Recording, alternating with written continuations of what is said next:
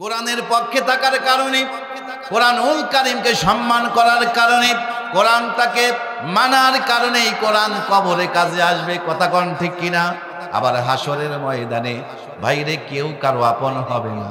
আদম থেকে শুরু করে ঈসা পর্যন্ত সমস্ত নবী রাসূল পর্যন্ত নাফসি নাফসি করবে। কথা কোন ঠিক কিনা? সেই কঠিন বিভীষিকার সময় আল্লাহ তাআলা ডাক দিয়ে বলবে, ও আমার ফেরেশতারা, আহলিনা মিনান নাস, মানুষের ভিতরে যারা আমার পরিবার কোথায়, আমার আহাল কোথায়, আমার প্রতিবেশী কোথায়, তাদেরকে নিয়ে আসো, আমার আরশের ছায়াতলে জায়গা করে দাও। ফেরেশতারা বলবে, রব্বুল আলামিন, এত বড় সৌভাগ্যবান ব্যক্তি কারা? আপনার প্রতিবেশী হয়, আপনার পরিবার হয়। তখন আল্লাহ ডাক দিয়ে বলবে, ফেরেশতারা, দুনিয়াতে যারা কোরআনওয়ালা ছিল, কোরআনের মাহফিলে বসেছিল, কোরআনের মাহফিলে বসে কোরআনের কথা শুনেছিল, ওই কোরআন দিয়া যারা জীবনটাকে সাজিয়েছিল, ওই বান্দাগুলো আজকে আমার প্রতিবেশী। শুধু তাই না, এবার কোরআন বলবে, ইকরাল কোরআন ফাইন্নাহু ইয়াতি ইয়াউমাল কিয়ামাতি শাফিয়া, কিয়ামতের দিনে কোরআনুল কারীম পাওয়ার পাবে, সুপারিশের সুপার পাওয়ার। সুবহানাল্লাহ। কোরআনুল কারীম সেই দিন সুপারিশের সুপার পাওয়ার পাবে, এত পাওয়ার পাবে, এত পাওয়ার পাবে। নবী আমার বলেন, আল কোরআন শাফিউন, কোরআন যার পক্ষে সুপারিশ করবে, মুশাফফাউন, সঙ্গে সঙ্গে আল্লাহ তা কবুল করে নেবেন। জোরে কন্যা সুবহানাল্লাহ। ঐতিহ্যবাহী পাবনা জেলা ঈশ্বরদী থানার অন্তর্গত দারুস সালাম হাফিজিয়া মাদ্রাসা কর্তৃক আয়োজিত চর মিরকামারি মধ্যপাড়া সাকরেগাড়ি জয়নগর ঈশ্বরদী পাবনা তাফসীরুল কোরআন মাহফিলের সম্মানিত সুযোগ্য সভাপতি এবং আজকের মাহফিলের প্রধান অতিথি, বিশেষ অতিথিবৃন্দ, বিশেষ করে মঞ্চে উপবিষ্ট রয়েছেন ইন্নামা ইয়াখশাল্লাহু মিন ইবাদিল উলামা।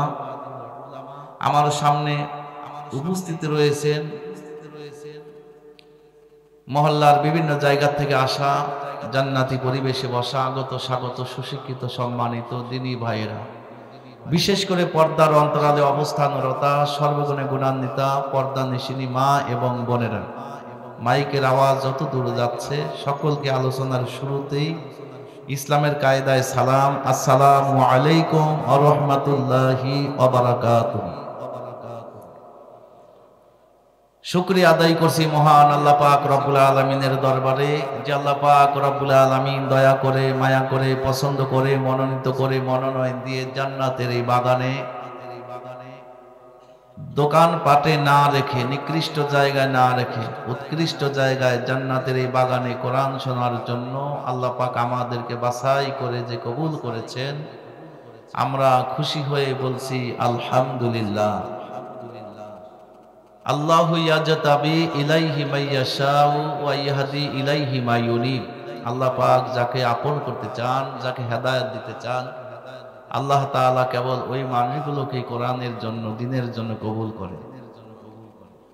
যে আল্লাহ পাক রব্বুল আলামিন আমাদেরকে এই কোরআনের প্রোগ্রামে জান্নাতের এই বাগানে কবুল করেছেন, আল্লাহ আমাদেরকে ভালোবেসেছেন, তাই আমরা আসতে পেরেছি।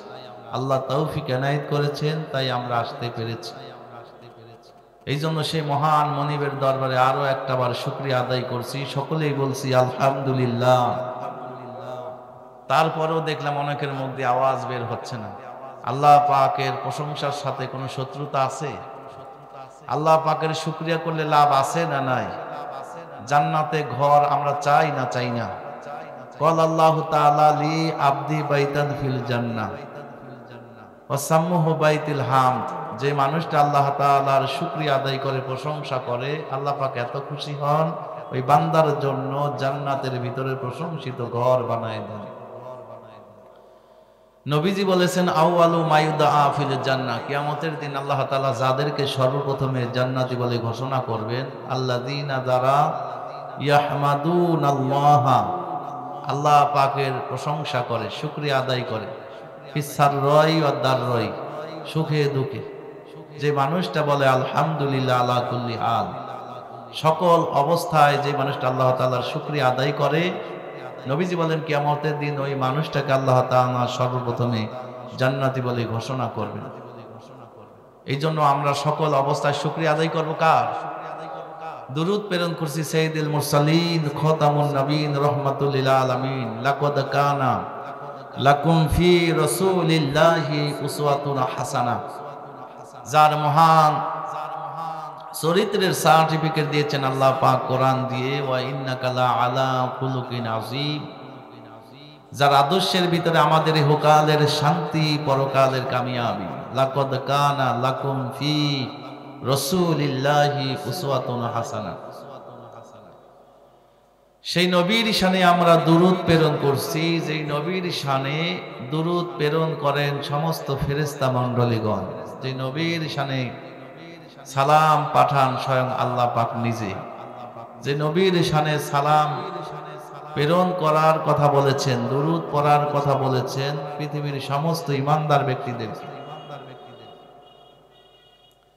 নবীর শানে যে মানুষটা, যে মুসলিম নবীর শানে দুরূদ পড়ে, মামিন মুসলিম ইউসাল্লি আলাইয়া ইল্লা সাল্লাত আলাইহিমুল মালাইকা।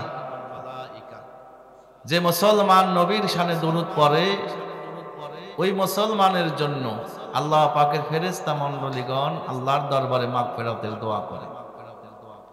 মান সাল্লা আলাইয়া ওয়াহিদা, আপনি নবীর শানে একবার দুরূদ পড়বেন, হাদিস শরীফের ভিতরে এসেছে সাল্লাল্লাহু আলাইহি আশরা, আল্লাহ পাক আপনার শানে 10 বার রহমত নাজিল করবেন। আমার আপনার আমলগুলো আসমান এবং জমিনের মধ্যখানে ততক্ষণ পর্যন্ত ঝুলন্ত অবস্থায় থাকে যতক্ষণ পর্যন্ত আল্লাহর দরবারে কবুল হোক। আমরা চাই কি চাই না? আজকের এই মাহফিল আল্লাহর দরবার কবুল হোক, এটাও তো আমরা চাই। কথা বলেন ঠিক কিনা? নবীর শানে আমরা মহাব্বত নিয়ে দুরূদ প্রেরণ করছি। আপনি এখান থেকে দুরূদ পড়বেন, পাবনা জেলা ঈশ্বরদী থানা চর মিরকামারি সাগরিগারি হাফিজিয়া মাদ্রাসায় প্যান্ডলে বসে কোরআনের এই ময়দান থেকে নবীর শানে দুরূদ পড়বেন। আল্লাহর কসম করে বলছি, ইন্না লিল্লাহি সাইয়্যিহিনা মালাইকা ফিল আরদ, আল্লাহ পাক একদল ফেরেশতা অলরেডি এখানে পাঠিয়ে দিয়েছেন। যারা নবীর শানে দুরূদ পড়বেন, এখন এই দুরূদ খানা নবীর দরবারে তারা নিয়ে যাবেন। নবীর দরবারে আপনার নাম, আপনার বাবার নাম, আপনার এলাকার নাম, আপনার ইউনিয়নের নাম, থানার নাম, জেলার নাম, দেশের নাম একটা একটা করে নবীর সামনে উপস্থাপন করবে ওই ফেরেশতারা। আল্লাহর নবী দুরূদ খানা পেয়ে আপনার জন্য আল্লাহর দরবারে দোয়া করেন, মাগফিরাতের দোয়া করেন। আমরা সেই নবীর শানে বাংলার জমিন থেকে, যিনি 6000 মাইল দূরে মদিনার সবুজ গম্বুজের নিচে গুনাহগার উম্মতের মুক্তির জন্য ইয়া রব্বি হাবলি উম্মতি বলে কাঁদতেছেন, সেই নবীর শানে আমরা মুহাব্বত নিয়ে দুরূদ প্রেরণ করছি। সকলেই পড়ে নেই সাল্লাল্লাহু আলাইহি ওয়াসাল্লাম। সম্মানিত উপস্থিতি, কোরআনুল কারীমের মাহফিলে যারা এসেছেন আর যারা আসতে পারেন নাই, মানুষ মূলত 2 দলে বিভক্ত। কয় দলে? ফারিকুন ফিল জান্নাতি ওয়া ফারিকুন ফিস সাইর। মানুষ 2 ভাগে বিভক্ত, 2 দলে বিভক্ত। এক দল জান্নাতের পথে, আরেক দল জাহান্নামের পথে। ক্লিয়ার কথা। আল্লাযীনা আমানু ইউকাতিলুনা ফি সাবিলিল্লাহ, একদল আল্লাহর পথে সংগ্রাম করে। ওয়াল্লাযীনা কাফারু ইউকাতিলুনা ফি সাবিলিত তাগুত, আরেক দল তাগুদের পথে সংগ্রাম করে। একদল জান্নাতের পথে আছে, আরেক দল জাহান্নামের পথে আছে। মাঝখানে থাকার কোনো সুযোগ নাই। যারা আছে, এমন আছে না? এদিকেও আছে, এদিকেও আছে। আফাতুমিনুনা বিবাদিল কিতাব ওয়া তাকফুরুনা বিবাদ, এদিকেও আছে, এদিকেও আছে, 2 তরে আছে। আল্লাহ তাআলা সূরা বাকারার ভিতরে বলছেন, কিয়ামতের দিন এই শ্রেণীর মানুষেরা ওয়া হুয়া ফিল আখিরাতি মিনাল খাসিরিন, সবচাইতে বেশি ক্ষতিগ্রস্তদের অন্তর্ভুক্ত হবে ওই মানুষেরা যারা দুর্বলমান। এদিকেও আছে, এদিকেও আছে। এমন শ্রেণীর মানুষ আমাদের সমাজে আছে না নাই? এই দলও থাকে, ওই দলও থাকে, 2 দিকে মন জোগায়। আছে না নাই? আল্লাহকেও খুশি করতে চায়, আবার শয়তানকেও খুশি করতে চায়। এই শ্রেণীর মানুষ আছে না নাই? এদেরকে কোরআনের ভাষায় বলা হয় মুনাফিক। কি ফিক? এদেরকে কি বলা হয় ভাই? মুনাফিক। মুনাফিকরা ভালো তো নাকি? হ্যাঁ, ইন্নাল মুনাফিকিনা ফিদ দারকিল আসফালি মিনান নার। জাহান্নামের সর্বনিম্ন স্তরে থাকবে কারা? মুনাফিক যারা। আল্লাহ পাক রব্বুল আলামিন এই মুনাফিকদের নামে কিন্তু একটা সূরা নাজিল করেছেন। আপনারা কি জানেন ওই সূরাটার নাম কি?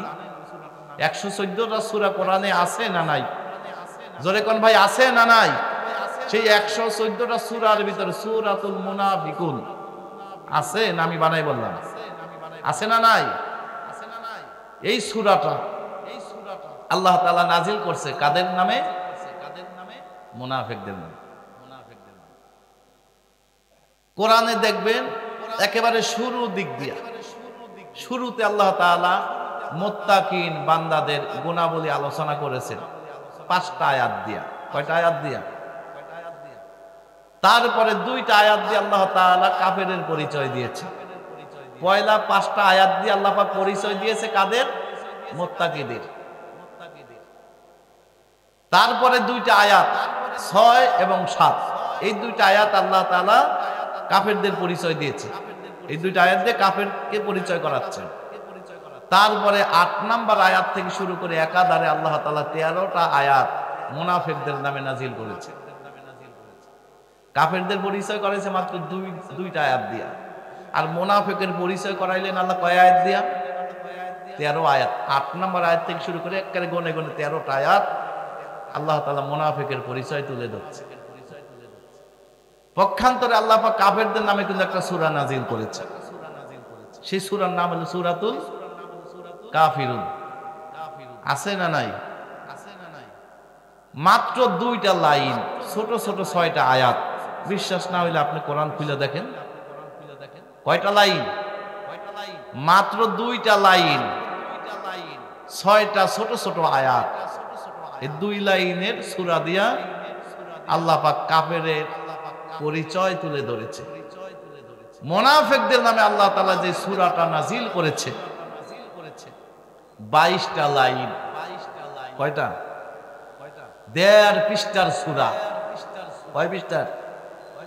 মুনাফিকের পরিচয় আল্লাহ করাইলেন 1.5 পৃষ্ঠার সূরা দিয়া, 22 লাইন দিয়া। আর কাফেরের পরিচয় করাইলেন 2 লাইন দিয়া। ইমানদারের পরিচয় করাইলেন 5টা আয়াত দিয়া। আমার ভাইরা, কাফেরের পরিচয় করাইলো মাত্র 2টা লাইন দিয়ে, আর মুনাফিকের পরিচয় করাইলো 22 লাইন দিয়ে।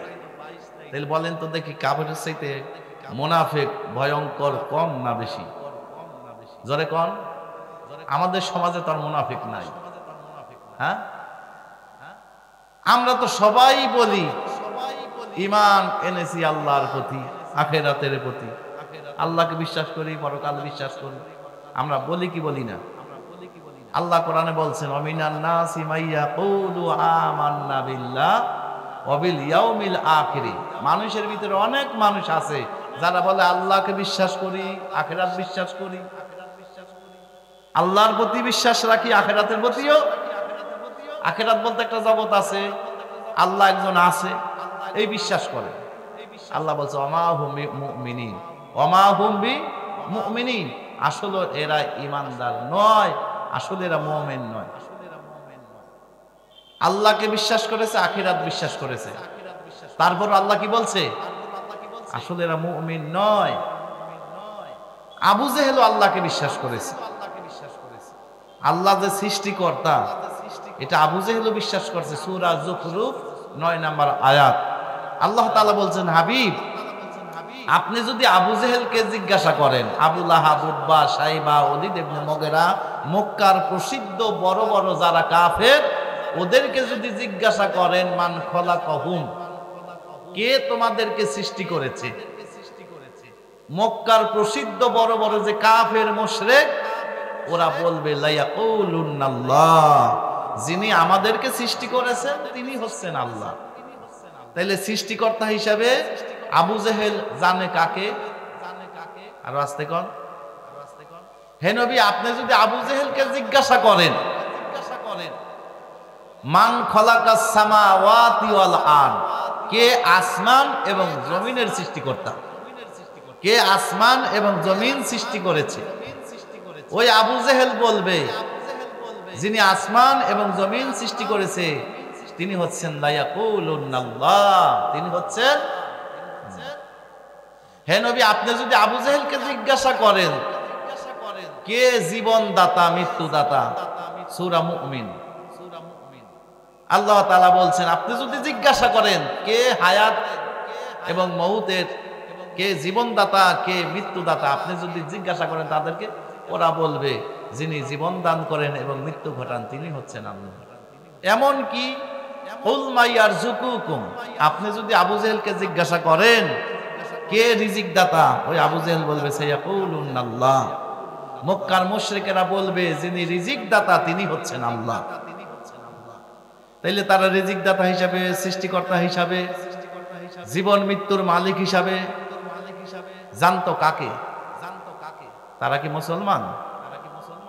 তাইলে আখিরাত বিশ্বাস করে, আল্লাহকে বিশ্বাস করে, পরকাল বিশ্বাস করে, জীবন মৃত্যুর মালিক হিসাবে আল্লাহকে তারা জানতো, তারপরেও কিন্তু তারা কি হতে পারে নাই? আল্লাহ পাক যেমন মুসলমান চাচ্ছে সেমন মুসলমান ওরা হইতে পারে নাই। আল্লাহ যেমন ইমানদার চাচ্ছে ওরকম ইমানের পরিচয় তারা দিতে পারে নাই। কথা বলেন ঠিক কিনা?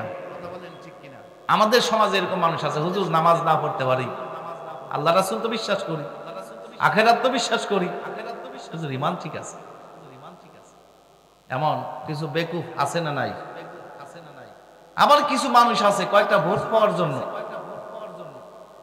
হিন্দুদের দাওয়াতে যায়। ভালো কথা, তুমি যেহেতু নেতা তোমাকে দাওয়াত দিলে তোমার যাওয়াই লাগবে, ঠিক আছে, ভালো কথা। তাই বলে তাদের মন রক্ষা করার জন্য তো তুমি শিরিক করতে পারো না। তাদেরকে যদি রাষ্ট্রীয় পর্যায়ে অনুদান দেওয়া লাগে দাও, ভালো কথা। কিন্তু তাদেরকে খুশি করার জন্য তুমি যদি বলো আমরা জানি এই বসুন্ধরায় প্রতিবার মা দুর্গা গজে চড়ে আসে, এইবারও গজে চড়ে আসার কারণে দেশে বাম্পার ফলন হয়েছে, সাবেক প্রধানমন্ত্রী শেখ হাসিনা এই কথা বলছে। আচ্ছা, মূলত তাদেরকে খুশি করার জন্যই তো কথাটা বলছিল। কেন আপনাদের কাছে আমি জানতে চাচ্ছি, বলেন তো এই কথা বলার কারণে ঈমান আছে না গেছে? রিজিক দাতা হিসাবে মা দুর্গাকে যখন বলা হয়েছে যে মা দুর্গা আসার কারণে গজে চড়ে করে, গজ কারে চিনেন? গজে চড়ে আসার কারণে দেশে বাম্পার ফলন হয়েছে, তার মানে মা দুর্গাকে রিজিক দাতা বানাইল। তো এখন মা দুর্গা রিজিক দাতা বানানোর কারণে ওই প্রধানমন্ত্রীর ঈমান আছে না গেছে? সন্দেহ আছে কোনো? কারো যদি যারা পরিমাণ সন্দেহ থাকে তাও তার ঈমান থাকবে না। ওনার যে ঈমান চলে গেছে এতে কোনো সন্দেহ নাই। বায়ু মারলে যেমন করে উজু চলে যায়, যখন মা দুর্গা রিজিক দাতা বানাইছে তখন ঈমানটা চলে গেছে, যদিও ওদেরকে খুশি করার জন্য বলছিল। আবার কিছু ওই তারই অনুসারী আবার কিছু এমপি মন্ত্রীর ভিতরে একজন বলছে তোমরা যখন মা দুর্গার কাছে চাইবা আমার লাগে একটু চাইও। আমি কি বানাই বললাম কথাগুলা? এগুলা বলছে না, এগুলা ভিডিও রেকর্ড পর্যন্ত আছে। তারপরে যদি কোন যে ও ইমানদার ও মুসলমান, বলেন তো দেখি ও মুসলমান না মুশরিক? যারা কোন মুশরিকের জন্য জান্নাত হারাম করে দিয়েছে কে? ইন্নাহু মাইশরিক বিল্লাহ ফাকাদ হারামাল্লাহু আলাইহিল জান্নাহ, সূরা মায়েদা ৭২ নম্বর আয়াত। যারা মা দুর্গাকে রিজিক দাতা বলে, মা দুর্গার কাছে চায়, ওরা হলো মুশরিক। এরা কি ভাই? এই মুশরিকের জন্য আল্লাহ জান্নাত হারাম করে দিয়েছে। ওরা জান্নাতে যাবে তো দূরের কথা, আল্লাহ তাআলা বলছে লা তুফাত্তাহু লাহুম আবওয়াবুস সামাই, ওদের জন্য আসমানের দরজা খোলা হবে না। ওয়ালা ইয়াদখুলুনাল জান্নাতা, ওরা কখনোই জান্নাতে যেতে পারবে না।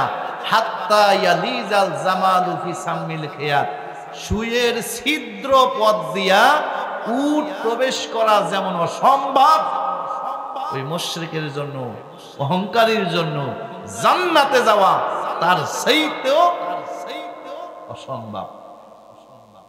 ইন্নাল্লাহা, নিশ্চয়ই আল্লাহ তাআলা, লা ইয়াগফিরু, কোনদিন মাফ করবে না, আইশরাকা বিহি, আল্লাহ পাকের সাথে যে শিরক করলো, সে আল্লাহর আইনে হোক অথবা পীর বাবারে সেজদা মাইরা হোক অথবা মাছ পূজা, গাছ পূজা, চাঁদ পূজা, চন্দ্র পূজা, বিভিন্ন জিনিসের পূজা করে হোক,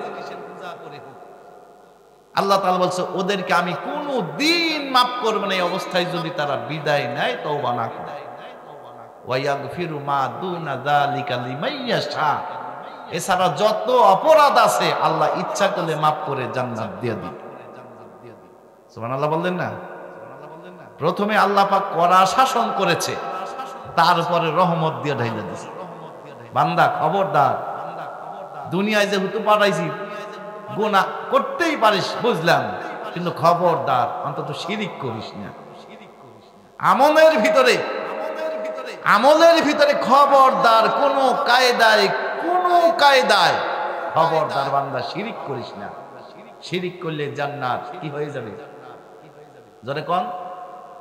হারাম হয়ে যাবে, কোন দিন জান্নাত পাবেন না। আল্লাযীনা আমানু ওয়া লাম ইয়ালবিসু ঈমানাহুম বিযুলম, সূরা আনআম ৮২ নম্বর আয়াত। আল্লাহ বলছে যার ঈমানের ভিতরে শিরিক মিশাইছে, কি মিশাইছে ভাই? যার ঈমানের ভিতরে শিরিক মিশাইছে, এরা হেদায়েতের পথে নাই, এরা নিরাপদে নাই। যারা তার ঈমানের ভিতরে শিরিক মিশায় নাই, আল্লাহ বলছে উলাইকা লাহুমুল আম, যারা আমার আইনে শরীক করে না, যারা ইবাদতে শরীক করে না, আল্লাহ বলছেন ওদেরকে আমি আল্লাহ নিজের নিরাপত্তা দান করি। ওয়াহুম মুহতাদুন, আল্লাহ বলছে ওরা হলো হেদায়েত প্রাপ্ত। যারা তার ঈমানের ভিতরে শিরিক মিশায় না, আল্লাহ পাকের ভাষায় আল্লাহ বলছে ওরা হলো হেদায়েত প্রাপ্ত, ওরা হলো নিরাপদে আছে। জোরে কোন সুবহানাল্লাহ। ইয়া ইবনে আদম, হে আদমের সন্তান, লাউ বালাগাত যুনুবুকা ইনাতাস সামাই, গুনাহ করতে করতে যদি আসমান পরিমাণ হয়ে যায় রে গোলাম, তার ভিতরে যদি শিরিক না থাকে, সুম্মাস্তাগফারতানি গফারতু লাক, রে বান্দা তোর অপরাধ যদি আসমান পরিমাণ হয়ে যায়, তার ভিতরে যদি শিরিক না থাকে, আমি আল্লাহ পাক রব্বুল আলামিন তোর গুনার চাইতে বেশি ক্ষমা নিয়া তোর সামনে হাজিরা দিব। আমার ভাইয়েরা সারাটা জীবন পতিতার ব্যবসা করেছে। বনি ইসরাইলের যুগের এক মহিলা দেহ ব্যবসা করেছে, সারাটা জীবন সে পতিতার কাজ করেছে। এই মহিলাটাও আল্লাহর জান্নাতি হয়ে গেছে। সুবহানাল্লাহ। ভাই যে কই, তার মানে কি? মানে এই যে নাবে বিচার করা কি এগুলা কি জায়েজ আছে নাকি? পতিতার ব্যবসা করা জায়েজ আছে? আমার ভাইর ওই মহিলা যদিও সারাটা জীবন জেনা করেছে, কিন্তু মহিলার জীবনে শিরিক ছিল না। আল্লাহ রাব্বুল আলামিন দয়া করে মহিলাকে মাফ করে দিয়েছে, তার কোনো একটা আমল পছন্দ করে। জোরে কন্যা সুবহানাল্লাহ। সারা জীবন সে জেনা করেছে কিন্তু শিরিক করে নাই, আল্লাহ তার কপালও হেদায়েতে রাখছে। মারহাবা কইলেন না? 100 মানুষ খুন করেছে বনি ইসরাইলের যুগে এক ব্যক্তি। এটা কি আমার বানানো কথা না নিজামুদ্দিন আউলিয়ার কথাই না? হ্যাঁ, এটা হলো আমাদের দেশে একটা প্রচলিত একটা মানে বানোয়াট একটা কিসসা। নিজামুদ্দিন আউলিয়া 100টা খুন করছে। দাসা একটা মিছা কথা। এটা আল্লাহর রাসূল দুনিয়াতে আসার আগের ঘটনা, বনি ইসরাইলের যুগের ঘটনা। এটা ইহুদি এক পাদ্রীর কাছে 99টা মানুষ খুন করে ওই ডাকাত, তার ভিতরে অনুশোচনা হয়েছে যে আমি ভালো হইতে চাই, এই পথ থেকে ফিরে আসতে চাই। এই জন্য একজন ইহুদি আলেমের কাছে যায়, যা বলে হালমিন তাওবা, আমার জন্য কি কোনো তওবা আছে নাকি ভাই? আমি তো 99টা মানুষ খালাস করছি। তখন ইহুদি আলেম বলতেছে, বেটা তুই ৯৯টা মানুষ হত্যা করছিস, ৯৯টা মানুষ খুন করেছিস, তোর কোনো ক্ষমা নাই, তাড়াতাড়ি আনতে সব। তখন ওই ডাকাত বলতেছে, বেটা আমার যদি ক্ষমা না থাকে তো তোকেই ক্ষমা করে লাভ কি, তোকেও খালাস করে দে। এবার কয়টা হয়েছে ভাই? 100 নাকি সেঞ্চুরি হয়ে গেছে, 100 হয়ে গেছে। কিন্তু মনের বড় চিন্তা, তার ভিতরে খালি চিন্তা, হারে আমার জন্য কি কোনো রাস্তা না, আমি কি তাহলে কি মাপ পাবো না? তখন আরেকজন আলেমের কাছে যায়, ইনজিল সম্পর্কে ভালো জানতেন, এমন আলেমের কাছে গেছে, হুজুর আমি তো 100টা মানুষ খুন করছি, আমার জন্য কি কোনো রাস্তা আছে? হালমিন তওবা, আমার জন্য তওবা আছে নাকি? আমি ভালো হতে চাই। তখন বলছে, বাবা শোনো, লা তাকনা তুমি রহমাতিল্লাহ, জোরে কন্যা সুবহানাল্লাহ, আল্লাহর রহমত থেকে নৈরাশ হয়ো না। যতক্ষণ পর্যন্ত পশ্চিম আকাশে সূর্য উদয় না হবে, যতক্ষণ পর্যন্ত দাব্বাতুল আরদ জমিন থেকে না উঠবে, ততক্ষণ পর্যন্ত তওবার দরজা খোলা রেখেছেন কে? জোরে বলেন।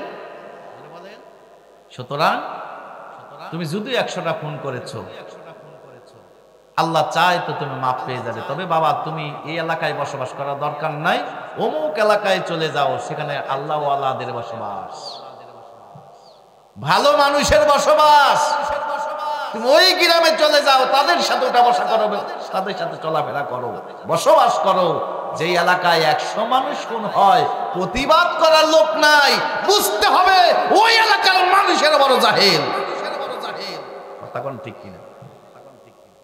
তখন এই মানুষটা রওনা দিয়েছে। ঘটনা আপনারা জানেন, আমি দীর্ঘ আর বলবো না। প্রতিমধ্যে মালাকাল মউত এসে ধরছে। মালাকাল মউত যদি আসে, ওকে থুয়ে যাবে? ধরে কন, মালাকাল মউত তার জানটা নিয়ে চলে যাচ্ছে। এর ভিতর রহমত এবং গজবের ফেরেশতাও হাজির। এরা বলতেছে, এই মালাকাল মউত রুহটা আমাদের কাছে দে। গজবের ফেরেশতা বলতেছে, দেখ আমাদের কাছে দে। দুই গ্রুপ টানাটানি শুরু করে দিয়েছে। আল্লাহ তাআলা বলতেছে, ফেরেশতা তুই যাইবার, আরেকজন ফেরেশতা বাড়াই দিস। ওই বান্দা যেখানে আছে ওই জায়গাটা মাফামাফি কর, দেখ যেই জায়গা থেকে এসেছে ওখানে দূরত্ব বেশি নাকি যেই জায়গায় পৌঁছাইতো ওখানে দূরত্ব বেশি। মাফামাফি করে যেদিকে রায় হয় ওদিকে রায় দিয়ে দিস। ফেরেশতা 3 নাম্বারটা হাজির। মাফামাফি শুরু হয়ে গেছে। আল্লাহ জমিনকে বলছে, জমিন তুই কার হুকুমে চলিস? আল্লাহ আপনার হুকুমে। আমি হুকুম করতেছি বান্দার দেহরা যেদিকে আছে একটু আগেই দিই। সুবহানাল্লাহ। মাফামাফি করে দেয়, ক্ষমার দিকে চলে গেছে। জোরে কন্যা সুবহানাল্লাহ। রহমতের ফেরেশতারা নিয়ে চলে গেছে। ভাই 100টা মানুষ খুন করার পরেও মানুষটা হেদায়াত পেয়েছে বা জান্নাত পেয়েছে কোনো উসিলায়, তার জীবনীতে পাওয়া যায় সে শিরিক করে না। আমার ভাইরা সারা জীবন প্রতিদার কাজ করেছে, মানুষটা হেদায়েত পেয়েছে, জান্নাত পেয়েছে। খুন করেছে 100টা, তারপরও আল্লাহ তাকে মাফ করে দিয়েছে কোনো কাজের উসিলায়। কিন্তু ভাই যে মানুষটা শিরিক করে মারা যায়, যত বড় তাহাজ্জুদ গুজারি হোক, যত বড় দিনদার হোক, যত বড় সে নামাজি হোক, যত বড় সে ভালো মানুষই হোক না কেন, যদি তার আমলের ভিতরে শিরিক থাকে, আল্লাহর কসম করে বলছি ও জান্নাতের গ্রাম তো দূরের কথা, জান্নাত তার জন্য হারাম করে দিয়েছেন আল্লাহ। ও জীবনে কোনদিন জান্নাত পাবে না। এই জন্য আল্লাহকে খালি বিশ্বাস করলেই হবে না, আখিরাত বিশ্বাস করলেই হবে না, পাশাপাশি শিরিক মুক্ত আমল করা লাগবে। কথা কোন ঠিক কিনা? আল্লাহকে বিশ্বাস করবেন ঠিক আছে, পরকাল বিশ্বাস করবেন ঠিক আছে, কিন্তু আকীদাগতভাবে ইবাদতের ভিতরে কোনো কায়দায় শিরিক ঢুকানো যাবে না। কথা কোন ঠিক কিনা? ওই মক্কার মুশরিকেরা পরকাল বিশ্বাস ছিল, আখিরাত বিশ্বাস ছিল, এমনকি আল্লাহকে বিশ্বাস করতো সৃষ্টিকর্তা হিসাবে, কিন্তু তাদের আমলের ভিতরে শিরিক ছিল না? ছিল না। সুতরাং শিরিক যুক্ত আমল আল্লাহর দরবারে কবুল হবে না। কথা কোন ঠিক কিনা? এই জন্য শিরিক মুক্ত আমল যদি আপনি করেন, আপনার আমল যদি অল্প হয় তাও সেটা নাজাতের কারণ হবে। সুবহানাল্লাহ কোন। আর সেই আমলটা করব আমরা রাসূলের তরিকার মাধ্যম দিয়ে। কার তরিকার মাধ্যম দিয়ে ভাই? এমনও তরিকার কিছু লোক আছে কয় হুজুর জীবনে এক সেজদা মারলেই হয়ে যায়, নামাজের মতো নামাজ একবার পড়লেই হয়। এমন কিছু নাদান আছে না নাই? এমন কপাল পোড়া আছে না নাই? যারা এই কথা বলে ওদের ঈমান আছে? হুজুর নামাজ না পড়তে পারি কিন্তু ইমান ঠিক আছে। এই কথা বললে আসলে আসলে তার ইমানই নাই, ঠিক থাকবে করতে। কথা কন ঠিক কিনা আমার ভাইরা? তাহলে যারা মূলত কোরআনের কিছু অংশ মানে শুক্র আলী মুসল্লি, রমজান আলী মুসল্লি, 5 ওয়াক্তের খবর নাই, এরা হলো টাটকা মুনাফিক। আপনি রাগ করে না, যা করেন এরা কি সুবিধাবাদ। আপাতু মেনুনা বিবাদিল কিতাব ওয়া তাকফুরুনা বিবাদ। শুক্রবারের দিন মানে 5 ওয়াক্ত সাবে, এমন আছে না নাই? এরা হলো এদিকেও আছে এদিকেও আছে, দোদুল্যমান। শয়তানরা খুশি করাইতে চায়, আবার আল্লাহরও খুশি করাইতে চায়। আচ্ছা, দুইজনকে একসাথে খুশি করানো যাবে? আল্লাহকে খুশি করলে নারাজ হয় শয়তান, শয়তানকে খুশি করলে নারাজ হয় কে? তাহলে আপনি খুশি করবেন কাকে? আল্লাহকে খুশি করলে শয়তান কোনোদিন আপনার প্রতি খুশি হবে না। তো মুনাফিক, আমি যেই কথা বলতেছিলাম, আল্লাহ তাআলা মুনাফিকদের নামে একটা সূরা নাজিল করেছে। একটা নয়, দুইটা নয়, 22টা লাইনের 1.5 পৃষ্ঠার সূরা। আবার সূরা বাকারার 8 নম্বর আয়াত থেকে শুরু করে 13টা আয়াত মুনাফিকদের নামে আল্লাহ নাজিল করেছে। আর আল্লাহ তাআলা বলছেন, অমিনান নাসি মাইয়াকুলু আমান্না বিল্লাহ ওয়া বিল ইয়াউমিল আখির। যারা বলে, মানুষের ভিতরে অনেক মানুষ আছে বলে আল্লাহ তাআলার প্রতি বিশ্বাস আছে, পরকালের প্রতি বিশ্বাস আছে। আল্লাহ বলছে ওমা হুম বিমুমিনিন, আসলে এরা মুমিন না, এরা হলো মুনাফিক। এরা কি ভাই? আমি যেই কথা বলতেছিলাম যে মানুষ 2 ভাগে বিভক্ত, ফারিকুন ফিল জান্নাতি ও ফারিকুন ফিস সাইর। একদল জান্নাতের পথে, আরেক দল জাহান্নামের পথে। একদল আল্লাহর পথে, আরেক দল শয়তানের পথে, তাগুদের পথে। মাহফিল হচ্ছে, একদল দোকানপাটে আছে, আরেক দল কোরআনের মাহফিলে আছে। ক্লিয়ার কথা। 2 দলে না মানুষ? দোকানপাটে আপনারা যারা এখানে আছেন, আপনাদের চাইতে দোকানপাটে মানুষ কম না বেশি? হ্যাঁ, তাইলে এখানেই তো 2টা দল। তাইলে একদল দোকানপাটে আছে আর একদল মাহফিলে আছে। আল্লাহ বলছে একদল জান্নাতের পথে, আরেক দল জাহান্নামের পথে। দোকানপাট হলো পৃথিবীর ভিতরে সবচেয়ে নিকৃষ্ট জায়গা। কথা কোন ঠিক কিনা? আর পৃথিবীর ভিতরে উৎকৃষ্ট জায়গা আপনারা যেখানে বসে আছেন, রাসূলের ভাষা এটা হলো জান্নাতের বাগান। আরো ওখানে যারা আছে ওদেরকে বাছাই করেছে মূলত শয়তান। যারা দোকানপাটে আছে আর মাহফিলে যারা আছে, এই 2টা গ্রুপের ভিতরে মানে কম বেশি আছে না নাই? কাছে 2 জনের দাম কি সমান? যারা মাহফিলে আছেন এদেরকে বাছাই করেছে আল্লাহ পাক নিজে, আর দোকানপাটে যারা আছে ওদেরকে বাছাই করেছে কে? আসতে কন, ওরা আবার শুনতে পারে। ওদেরকে বাছাই করেছে কে? তা আল্লাহ পাক যাদেরকে বাছাই করেছেন তারা কি খুশি না বেজার? আল্লাহ পাক যাদেরকে বাছাই করেছেন তারা বলেন আলহামদুলিল্লাহ। আমার ভাইরা, কোরআনের মাহফিলে যারা এসেছেন আপনারা ঠগেন নাই। দোকানপাটে যারা আছে ওরা ঠগেছে। ওরা যদি এখন বুঝতেছে না, আনন্দে আছে ওরা। এমন একটা সময় আসবে বুঝবে, আফসোস করবে, হায় কি করলাম, কেন কোরআনের মাহফিলে সময় দিলাম না, দোকানপাটে সময় দিয়েছিলাম। আফসোস আফসোস করবে, আল্লাহ আমাকে একটু সময় দেন। আজরাইল যখন আসবে তখন কি বলবে? আল্লাহ আমাকে একটু অবকাশ দেন, একটু সময় দেন। সময় তো দিবে নাকি ভাই? সময় কি দিবে? আফসোস করার দিন আসার আগেই প্রস্তুত হতে হবে। কথা বলেন ঠিক কিনা? জোরে বলেন ঠিক কিনা?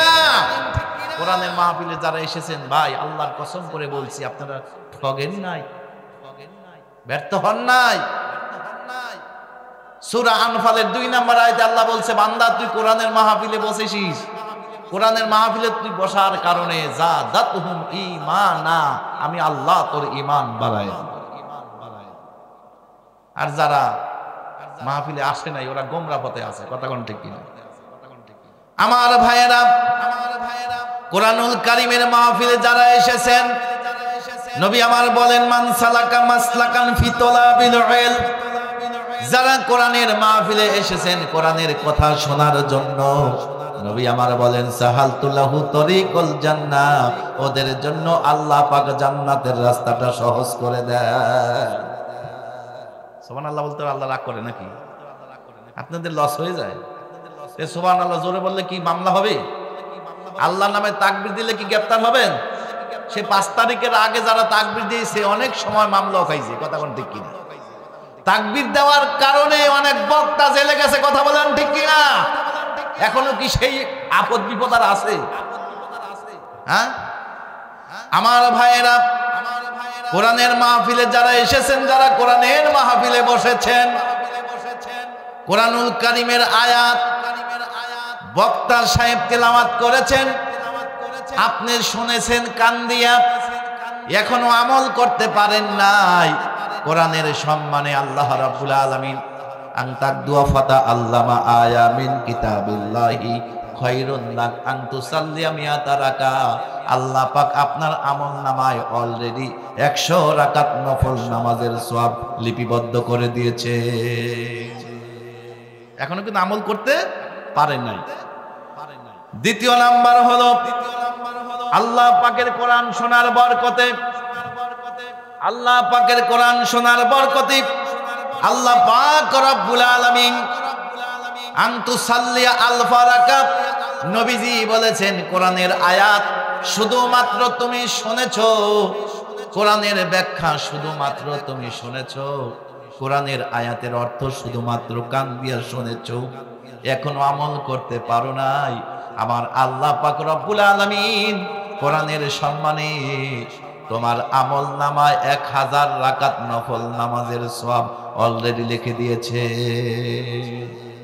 এবার যদি আল্লাহ পাকের কোরআনের ওই আয়াতটাকে শোনার মন মানসিকতা নিয়ে যারা বসেছেন, শোনার পরে যারা আমল করবেন, এই টেন্ডেন্সি যাদের অন্তরের ভিতরে লালন করতেছেন, আল্লাহ তাআলা বলছেন গোলাম রে শুনে রাখো, ইন্নামা তুনজিরু মান ইত্তাবা যিকর ওয়া খাশিয়ার রহমান বিল গায়ব ফাবাশশিরহু বিমাগফিরাতিন ওয়া আজরিন কারীম। রে গোলাম, তুমি যেমন সিদ্ধান্ত নিয়েছো, ডিসিশন নিয়েছো আমার কোরআন শুনবা, শোনার পরে তদ অনুযায়ী আমল করবা, রে বান্দা এই ডিসিশন নেওয়ার কারণে, এই সিদ্ধান্ত নেওয়ার কারণে আমি রব্বুল আলামিন সিদ্ধান্ত নিয়ে ফেলেছি, ওই মজলিস থেকেই বান্দা, ওই মাহফিল থেকেই তোর তামাম জীবনের গুনাহ মাফের সুসংবাদ দিয়া দিলাম। জোরে কোন সুবহানাল্লাহ, জোরে বলি সুবহানাল্লাহ। আমার ভাইয়েরা, আমল কিন্তু এখনো করতেই পারেন নাই, খালি সিদ্ধান্ত নিয়েছেন, শুধুমাত্র আপনি সংকল্প করেছেন, সিদ্ধান্ত নিয়েছেন যে হুজুর যে আলোচনা করবেন, আলোচনা শোনার পর আমি আমল করব। আমল কিন্তু এখনো করতে পারেন নাই, কিন্তু সিদ্ধান্ত নিয়েছেন। এই সিদ্ধান্ত নেওয়ার কারণে আল্লাহ তাআলা এই মজলিস থেকেই আপনার তামাম জীবনের গুনাহ মাফের সিদ্ধান্ত আল্লাহ নিজে নিয়েছে। সূরা ইয়াসিন 11 নম্বর আয়াত। সুবহানাল্লাহ কি বাইজে কইবেন? তারপরও সুবহানাল্লাহ এখানে পড়া দরকার আছে না নাই? মাঝে মাঝে তাকবীর আসলে আর কি জঙ্গির গন্ধ খুঁজবেন? হ্যাঁ, তাকবীর কি জামাত ইসলামের? কার? হ্যাঁ, ওই শয়তানরা বলেছিল তাকবীর জামাতের গন্ধ পাওয়া যায়, কথা কয় না। তাকবীর দিল ওরা জামাত খুঁজেছে। আরে ভাই, যারা তাকবীরের ভিতরে বিভিন্ন দল খোঁজো, আমলিগ, বিএনপি, জামাত, এরকম যদি তাকবীরের ভিতরে খোঁজো, বুঝতে হবে আসলে ইমানের ভিতরে তোমার ভেজাল ঢুকছে, ইমানে প্যারালাইসিস হয়ে গেছে, কথা কোন ঠিক কিনা? ওই ইমানের স্বাদ কি বুঝেই না, নামে মাত্র মুসলমান, কথা কোন ঠিক কিনা? আমার ভাইয়ের, আমার বন্ধুরা, কোরআনের মাহফিলে যারা এসেছেন, হযরত ইবনে আব্বাস বলেন তাদারুসুল ইলমি সাআতা মিনাল লাইল, একজন মানুষ সারা রাত জেগে জেগে নফল নামাজ পড়বে, সওয়াব আছে না নাই? একজন মানুষ সারা রাত জেগে জেগে নফল নামাজ পড়বে, যেই পরিমাণ সওয়াব হবে কোরআনুল কারীমের মাহফিলে কোরআনের তাফসীর একটু সময় শোনার কারণে। রাসূলের সাহাবী হযরত ইবনে আব্বাস বলেন তাদারুসুল ইলমি সাআতা মিনাল লাইল খায়রুম মিন ইহইয়াহা, সারা রাত জেগে জেগে মানুষটা নফল নামাজ পড়লো, যেই পরিমাণ সওয়াব পেয়েছে কোরআনের আয়াতের তাফসীর একটু সময় শোনার কারণে, বান্দা আল্লাহ পাক তোমার আমল নামায় ওই ব্যক্তির চাইতে বেশি সওয়াব লিখে দিয়েছে। তাহলে তাফসীর মাহফিলের দাম আছে না নাই?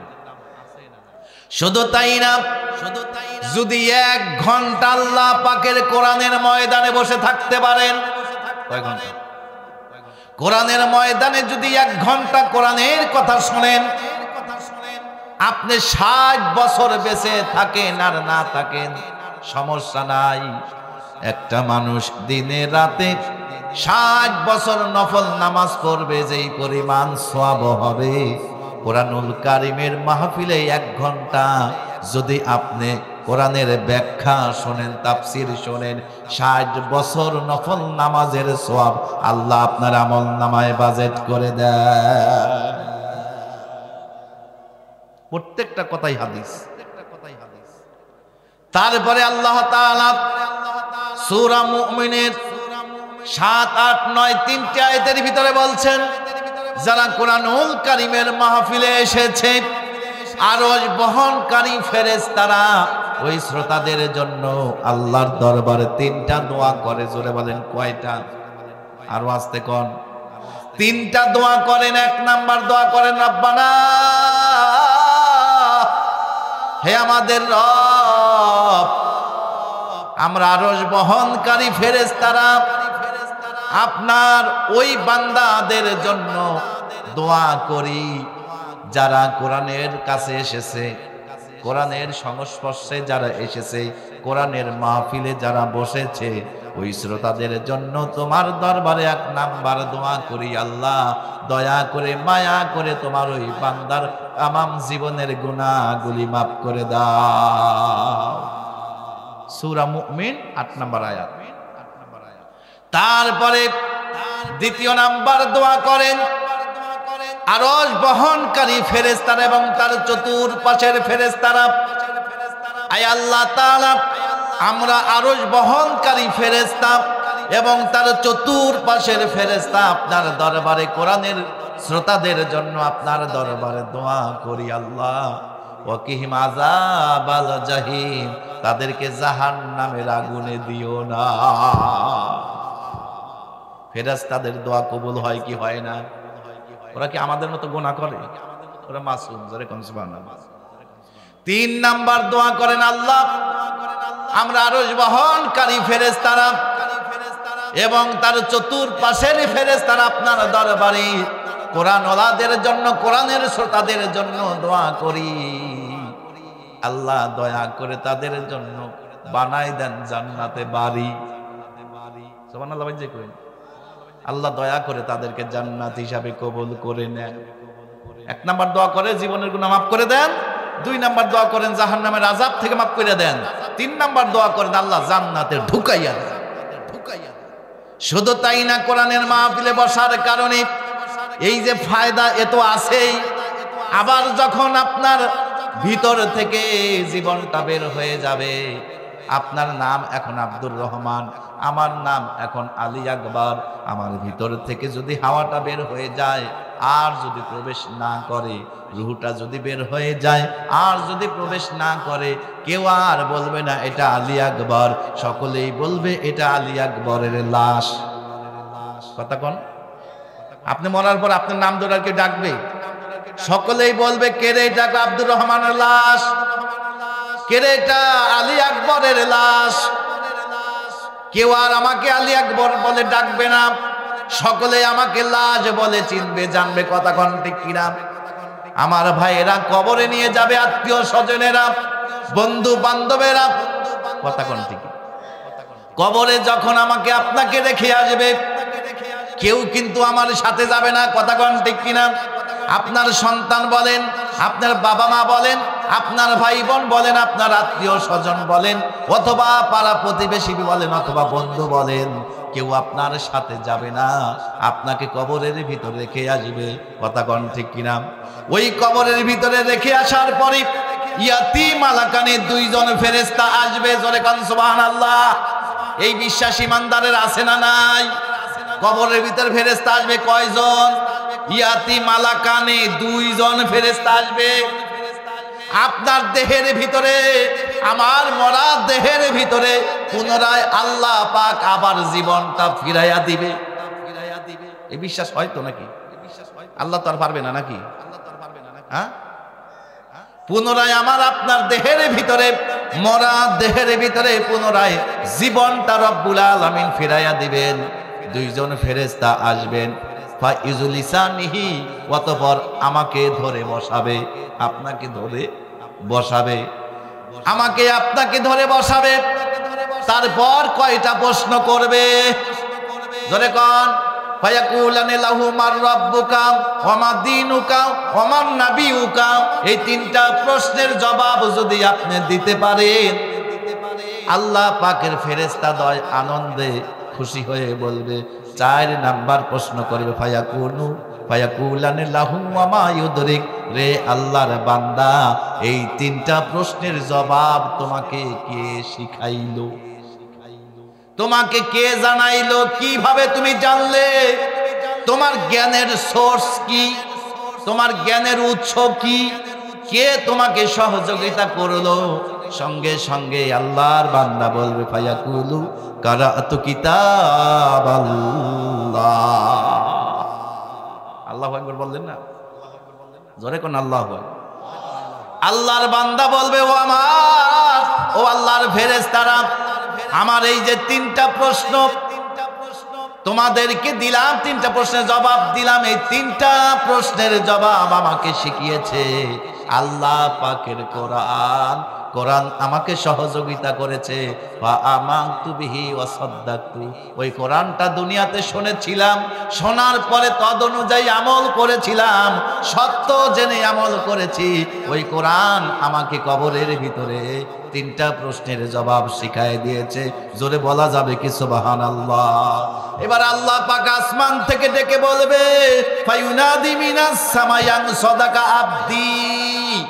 ও আমার ফেরেশতাদ্বয়, আমার বান্দা তোমাদের তিনটা প্রশ্নের জবাব সহি করেছে, আমি আল্লাহ সত্যায়ন করলাম। জোরে কোন মারহাবা। তিনটা প্রশ্নের জবাব সঠিক অ্যান্সার করেছে। সুতরাং আমার বান্দাকে আর প্রশ্ন করে বিরক্ত করো না, আর প্রশ্ন করে কষ্ট দিও না।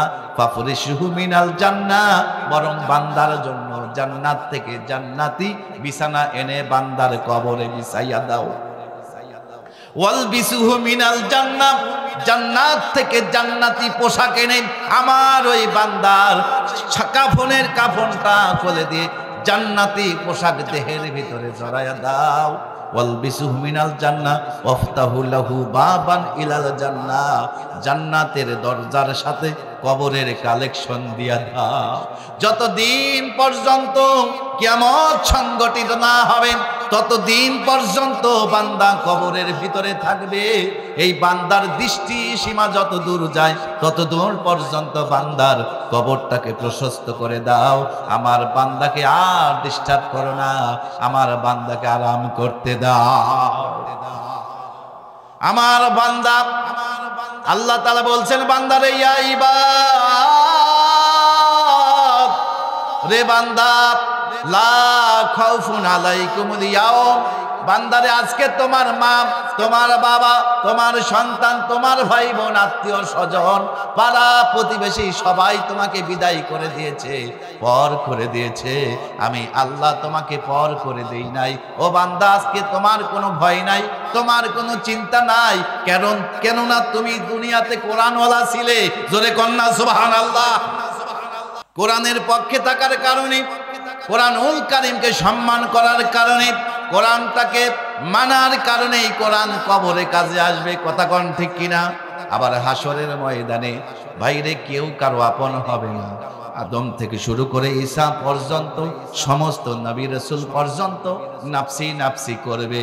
কথা কোন ঠিক কিনা? সেই কঠিন বিভীষিকার সময় আল্লাহ তাআলা ডাক দিয়ে বলবে, ও আমার ফেরেশতারা, আহলিনা মিনান নাস, মানুষের ভিতরে যারা আমার পরিবার কোথায়, আমার আহাল কোথায়, আমার প্রতিবেশী কোথায়, তাদেরকে নিয়ে আসো, আমার আরশের ছায়াতলে জায়গা করে দাও। ফেরেশতারা বলবে, রব্বুল আলামিন, এত বড় সৌভাগ্যবান ব্যক্তি কারা? আপনার প্রতিবেশী হয়, আপনার পরিবার হয়। তখন আল্লাহ ডাক দিয়ে বলবে, ফেরেশতারা, দুনিয়াতে যারা কোরআনওয়ালা ছিল, কোরআনের মাহফিলে বসেছিল, কোরআনের মাহফিলে বসে কোরআনের কথা শুনেছিল, ওই কোরআন দিয়া যারা জীবনটাকে সাজিয়েছিল, ওই বান্দাগুলো আজকে আমার প্রতিবেশী। শুধু তাই না, এবার কোরআন বলবে ইকরাল কোরআন ফাইন্নাহু ইয়াতি ইয়াউমাল কিয়ামাতি শাফিয়া। কিয়ামতের দিনে কোরআনুল কারীম পাওয়ার পাবে, সুপারিশের সুপার পাওয়ার। সুবহানাল্লাহ। কোরআনুল কারীম সেই দিন সুপারিশের সুপার পাওয়ার পাবে, এত পাওয়ার পাবে, এত পাওয়ার পাবে। নবী আমার বলেন আল কোরআন শাফিউন, কোরআন যার পক্ষে সুপারিশ করবে, মুসাফফাউন, সঙ্গে সঙ্গে আল্লাহ তা কবুল করে নেবেন। জোরে কন্যা সুবহানাল্লাহ। কিয়ামতের দিনে এই কোরআন যার পক্ষে সাফাই কর গাইবে, কিয়ামতের দিন এই কোরআন যার পক্ষে ওকালতি করবে, যার পক্ষে কথা বলবে, নবী আমার বলেন মানজালাহু আমামা কাদাহু ইলাল জান্নাহ, তার ঠিকানা হয়ে যাবে সরাসরি জান্নাত। যারা কোরআনের মাহফিলে আসে নাই, দোকানপাটে যারা বসে আছে অনর্থক, বিভিন্ন গল্প গুজবে ব্যস্ত আছে না নাই, এই কোরআন কিয়ামতের দিন তাদের বিরুদ্ধে মামলা দিলে বিপদ আছে না নাই? কোরআন কিয়ামতের দিন তাদের বিরুদ্ধে যদি মামলা দেয়, নবী আমার বলেন ওমান জালাউ খলফা সাকাহু ইলান নার, তাদের ঠিকানা হয়ে যাবে সরাসরি জাহান্নাম। জোরে কন্যা নাউজুবিল্লাহ। কিয়ামতের দিন কোরআনের সুপারিশ আমাদের দরকার আছে না নাই? জোরে বলেন কোরআনের সুপারিশ দরকার আছে না নাই? কারা কারা আল্লাহর কোরআনের সুপারিশ চান? দুই হাত তুলে দেখান। লিল্লাহে তাকবীর। কোরআন আছে যেখানে, লিল্লাহে তাকবীর। আল কোরআনের আলো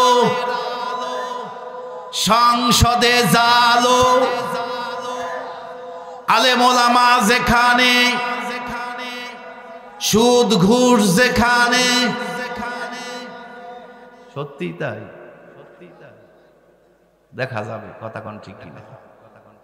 তাইলে ভাই এই যে এতক্ষণ ফায়দা নিয়ে ওয়াজ করলাম, কোরআনের মাহফিলে বসছেন, এই যে মানুষগুলা যে দোকানপাটে আছে, রাস্তাঘাটে আছে, এরপরও যারা কোরআনের মাহফিলে আসবে না, তার মানে ওদের কপালে ঠাডা ভরছে। বুঝেন নাই? আবু জেহেলের বাড়ি কিন্তু রাসূলের বাড়ির একবারে নিকটে, কথা কয় না। হেদায়েত পাইছে, কপাল লাগে, কপাল। কথা কোন ঠিক কিনা ভাই? কপালে যদি হেদায়েত না থাকে, জুতাদা ফিরাইলো হেদায়েত না। কথা কোন ঠিক কিনা? আর কপালে যদি হেদায়েত থাকে, দেখবেন এই ওয়াজ শুনছে, এবার আইসে বলবে। তারপরও যদি না আসে, তার মানে ওদের ইমানের ভিতরে প্যারালাইসিস হয়ে গেছে। কথা কোন ঠিক কিনা? কোরআনের মাহফিলের সাথে বেয়াদবি করবেন না ভাই। কোরআনের মাহফিল সাজিয়েছে, আপনারা দোকান পাটে যায় আড্ডা মারতেছেন, ওখানে যায়া এইভাবে গঞ্জাম করতেছেন, ওখানে যায় আপনি যায় সময় দিচ্ছেন, কিয়ামতের দিনে এই কোরআন আপনার বিরুদ্ধে মামলা দিবে। কোরআনের হক আছে না নাই? সেই সুদূর খুলনা থেকে মেহমান আসছে, মুসাফিরের হক আছে না নাই? আলেমের হক আছে না নাই? কোরআনের হক মানার কারণে, আলেমের হক মানার কারণে কিয়ামতের দিন এই কোরআন তোমার বিরুদ্ধে কথা বলবে। এই জন্য কোরআনের মাহফিলে আসা দরকার আছে না নাই? কোরআনের মাহফিলে মাঝে মাঝে তাকবীর দিবেন, মুনাফিক পালাবে আর শয়তান পালাবে। তাকবীরকে সবচাইতে ভয় করে মুনাফিক যারা, ওরা। কথা কোন ঠিক কিনা? তাকবীরকে ভয় করে শয়তান। তাকবীরের পক্ষে থাকা দরকার আছে না নাই? এখন তো আর তাকবীর দিলে সমস্যা নাই। কথা কোন ঠিক কিনা? 5 তারিখের আগে তাকবীর দেওয়ার কারণে মামলা খাইছি, জেল খাচ্ছি 12 দিন।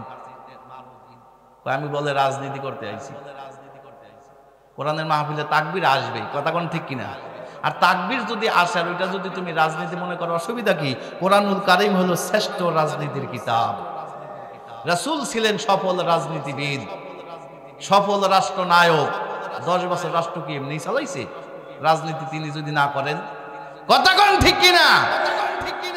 আজকে যারা কোরআনের একটা অধ্যায় মাটি চাপা দিয়েছো, কোরআনের রাজনীতি যারা বুঝো না, যারা মানো না, অস্বীকার করো, আল্লাহর কসম করে বলছি বায়ু মারলে যেমন করে উজু চলে যায়, কোরআনের এই অধ্যায়টাকে অস্বীকার কারণে তোমার নামাজ রোজা সব গোল্লায় গেছে।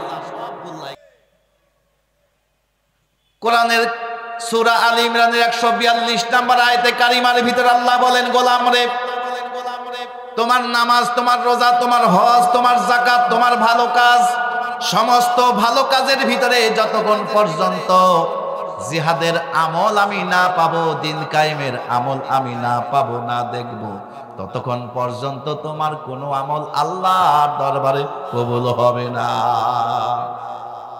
দিন কায়েমের পক্ষে থাকা দরকার আছে না নাই? আল্লাহর জমিনে আল্লাহ তাআলার কোরআনের আইন প্রতিষ্ঠিত হোক, দিন প্রতিষ্ঠিত হোক, এটা আমরা চাই কি চাই না? কারা কারা আল্লাহর জমিনে কোরআনের আইন চান? দুই হাত তুলে দেখান। লিল্লাহি তাকবীর। তাকবীর দিলে ভাই ঈমান বাড়ে, হাত ভালো থাকে। আল্লাহ বলছে অলিতু কাব্বিরুল্লাহ আলামা হাদাকুম, সূরা বাকারা। আল্লাহ বলছে তাকবীর তো তারাই দেয় যারা হেদায়েত পাইতে চায়। সুবহানাল্লাহ। হেদায়েতের সম্পর্ক হলো তাকবীরের সাথে। তাকবীর দিবে যারা হেদায়েত পাবে তারা। হেদায়েত আমরা চাই না? চাই না? জোরে বলেন চাই কি চাই না? জোরে বলি আল্লাহু আকবার।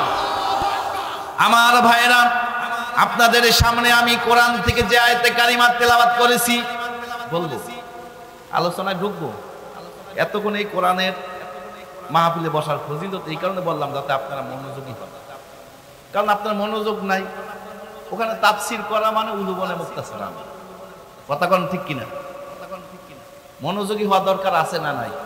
নামাজ পড়তে হবে, কার হুকুম? রমজান মাস আসলে রমজানে রোজা রাখতে হবে, এটা কার হুকুম? কোরআনের মাহফিলে মনোযোগ সহকারে কোরআন শুনতে হবে, বক্তা যখন আলোচনা করে, এটা কার হুকুম? জোরে কোন? এটা আমার কথা না। আল্লাহ সূরা আরাফের 204 নম্বর আয়াতে বলেছেন, ওয়া ইযা কুরিয়াল কোরআন, যখন কোরআনের আলোচনা হয়, ফাস্তামিউ, মনোযোগ সহকারে শোনো, লাআল্লাকুম তুরহামুন, তাহলে খাস রহমত পাইবা। সুবহানাল্লাহ। তাহলে মনোযোগ সহকারে কি আলোচনার দিকে যাব? মনোযোগ সহকারে কি শোনা যাবে? জোরে বলেন। নবীজির অসংখ্য হাদিস থেকে একটি হাদিসে নববী তেলাওয়াত করেছে। রাসূল বলেছে, সালাসা লা ইউকাল্লিমুহুমুল্লাহু ইয়াউমাল কিয়ামা, কিয়ামতের দিন আল্লাহ পাক তিন প্রকার মানুষের সাথে কথা বলবেন না। জোরে কোন নাউযু বিল্লাহ। কয় প্রকার ভাই? আল্লাহ যদি কথা না বলে বিপদ আছে না নাই? জোরে কোন? ওয়ালা ইয়ানজুরু ইলাইহিম, ওই তিন প্রকার মানুষের দিকে আল্লাহ দৃষ্টি নিক্ষেপ করবে না, ফিরাও তাকাবে না। ওয়ালা ইউযাক্কিহিম, ওই তিন প্রকার মানুষকে আল্লাহ তাসকিয়া করবে না, পবিত্র করবে না, পরিশুদ্ধ করবে না। ওয়ালাহুম আযাবুন আলীম, ওই তিন প্রকার মানুষের জন্য যন্ত্রণাদায়ক আযাব আল্লাহ পাক প্রস্তুত করে রেখেছে। জোরে কোন নাউযু বিল্লাহ, নাউযু বিল্লাহ। আচ্ছা, ওই তিন প্রকার মানুষের ভিতরে আমরা কি কেউ কি থাকতে চাই ভাই? জোরে বলেন থাকতে চাই? তো যদি কেউ থাকেন তাহলে ওর থেকে ফিরে আসা দরকার আছে না নাই? জোরে বলেন। অথচ কিয়ামতের ময়দানে ভাই এমন অপরাধীও থাকবে, রাসূলের হাদিস, ইন্নাল্লাহ তাআলা সায়ুখাল্লিসু রাজুলাম মিন উম্মতি আলা রুসিল খলাইকি ইয়াউমাল কিয়ামা, কিয়ামতের দিন কোটি কোটি মানুষের ভিতরে এমন অপরাধীও থাকবে, এমন গুনাহগারও থাকবে, যার অপরাধ, যার গুনাহ ফায়ান শুরু আলাইহি তিসআ ওয়া তিসঈনা সিজিল্লান, কুল্লু সিজিল্লিন মিসলু মাদ্দিল বাসার, একটা নয়, দুইটা নয়, 99টা পাপের দপ্তর থাকবে, ভলিউম থাকবে, সিজিল্লান থাকবে। কয়টা ভাই? এক একটা দপ্তর, এক একটা পাপের ভলিউম জমিন থেকে আসমান পর্যন্ত, অর্থাৎ দৃষ্টিসীমা যতদূর যায় তত দূর পর্যন্ত ভলিউম হবে 99টা।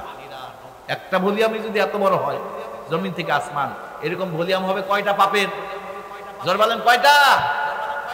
ওই অপরাধীকে আল্লাহ পাক কিয়ামতের দিন তার সামনে নিয়ে আসবেন, আল্লাহ তার সাথেও কথা বলবেন, আল্লাহ তার দিকেও রহমতের দৃষ্টি দিয়া তাকাইবেন, আল্লাহ তাকেও পবিত্র করে দয়া করে জান্নাত দিবেন।